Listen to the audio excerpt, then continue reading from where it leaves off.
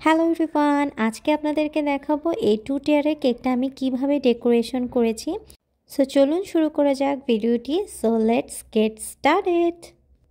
প্রথমে হচ্ছে গিয়ে আমি ওভেন থেকে কেকগুলো বের করে নিয়েছি, আর এটা ঠান্ডা হওয়ার পর এখন হচ্ছে কি আমি এটাকে ডিমোল্ড করব। আজকে আর কেকটা মেক করার ভিডিও দেখাচ্ছি না, কেকটা পুরলি কিভাবে আমি ডেকোরেশন করেছি সেটা নিয়ে থাকবে আজকে ব্লগটি। সো ভালো করে ডিমোল্ড করার পর এই যে দেখেন আমি এখন প্লেটে রেখে দিয়েছি, আর এটা এখন হচ্ছে গিয়ে ঠান্ডা করার জন্য ওয়েট করব। আর কেকটা প্রচণ্ড পরিমাণে সফট হয়েছে, অনেক বেশি ময়েস্ট হয়েছে। সো এটা হচ্ছে গিয়ে ভ্যানিলা ফ্লেভারের কেক। কেকটাকে আমি 3টা স্লাইসে ভাগ করে নিয়েছি, আর এখন প্লাস্টিক র্যাপ দিয়ে আমি এক সাইডে রেখে দেব। আর চকলেট কেকটাকে এখন ডিমোল্ড করব। সো এই চকলেট কেকটাকেও আমি হচ্ছে গিয়ে 3টা স্লাইসে ভাগ করে নেব। আর এই কেকটাও অনেক বেশি সফট হয়েছে, আপনারা দেখেই বুঝতে পারছেন যে কতটা সফট হয়েছে কেকটা। আপনাদের কাছে যদি এরকম কেক ডেকোরেশনের টিউটোরিয়াল ভালো লেগে থাকে আমাকে কিন্তু অবশ্যই কমেন্ট করে জানাবেন, তাহলে ইন ফিউচারে আমি যেসব কেক বানাবো সেগুলোর শর্ট ভিডিও করে আপনাদেরকে দেখাবো। তো এই যে 3টা স্লাইস করে আমি কেটে নিয়েছি, এখন হচ্ছে গিয়ে ক্রিম বানানোর পালা। আমার এই কেক ডেকোরেশন করতে যতটুকু ক্রিমের প্রয়োজন আমি ততটুকু ক্রিম এখানে বানিয়ে নিচ্ছি।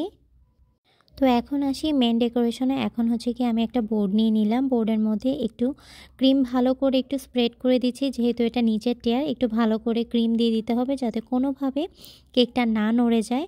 তো এখানে ক্রিম লাগানোর পর আমি এখানে একটা স্লাইস কেক দিয়ে দিচ্ছি, আর কেকটা দেওয়ার পরে আমি এখানে সুগার সিরাপ দিয়ে দিব যাতে কেকটা ময়েস্ট থাকে। তারপরে হচ্ছে কি আমি এখানে ক্রিম দিয়ে দিব, ভ্যানিলা ক্রিম ফ্রস্টিং দিয়ে পুরো কেকটাকে একটু কভার করে নেব। যখন একটা লেয়ারে পুরো ক্রিম ফ্রস্টিং দেওয়া হয়ে যাবে তারপরে দিয়ে দিব আরেকটা লেয়ার। এভাবে করে হচ্ছে আমি 3টা লেয়ার করে নেব।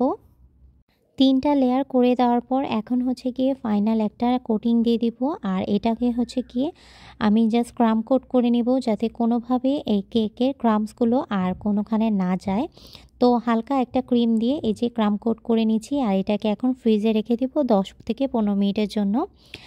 আর তার সাথে সাথে এখন হচ্ছে চকলেট কেকটাও আমি একটু ডেকোরেশন করে নেব। একটা স্লাইস আমি কেক দিয়ে দিলাম, তারপরে সুগার সিরাপ স্প্রেড করে দিচ্ছি, তারপরে দিয়ে দিব এক লেয়ার ক্রিম। আর এই ক্রিমটা হচ্ছে কি আমি চকলেট ফ্লেভারের করেছি, যেমন ভ্যানিলা কেকে আমি ভ্যানিলা ক্রিম ফ্রস্টিং দিয়েছিলাম, আর চকলেট কেকে হচ্ছে গিয়ে চকলেট ক্রিম ফ্রস্টিং দিচ্ছি। এই চকলেট কেকটাকেও ক্রাম কোট করে আমি এখন ফ্রিজে রেখে দেব, আর ভ্যানিলা কেকটাকে বের করে নেব ফাইনাল ডেকোরেশনের জন্য। তো আমি ভ্যানিলা কেকটা বের করে নিয়েছি, ক্রিমটা ভালোভাবে সেট হয়ে গিয়েছে। এখন দিব হচ্ছে আমি ফাইনাল ডেকোরেশন। যেহেতু কেকটা হোয়াইট কালার আর গোল্ডেন কালার থিমের মধ্যে হবে, তাই হচ্ছে আমি হোয়াইট কালার ক্রিম দিয়ে এখন ভালোভাবে একটু স্প্রেড করে নিচ্ছি। আমার 2টা কেকই কোটিং দেওয়া হয়ে গিয়েছে, এখন হচ্ছে কি ডেকোরেশনের পালা। আর এই 2টা কেককে এখন আমি একসাথে করব, এটা খুবই একটা টাফ কাজ। আর যেহেতু ভিডিওটা আমি একাই করছিলাম, আজকে রাতুল ছিল কাজে, তাই আমি একাই সব করছিলাম। সো একটা কেকের উপর এখন আরেকটা কেককে আমি সুন্দর করে সেট করব। এই জিনিসটা খুবই সাবধানতার সাথে করতে হবে যাতে কোনোভাবে এদিক ওদিক না হয়ে যায়। এখন হচ্ছে কি আমি কেকের উপরে পাইপ দিয়ে দিব যাতে কোনোভাবেই কেকটা না নড়ে যায়। এটা কিন্তু মাস্ট বি দিতে হবে 2 টিয়ার বা 3 টিয়ার কেকের জন্য।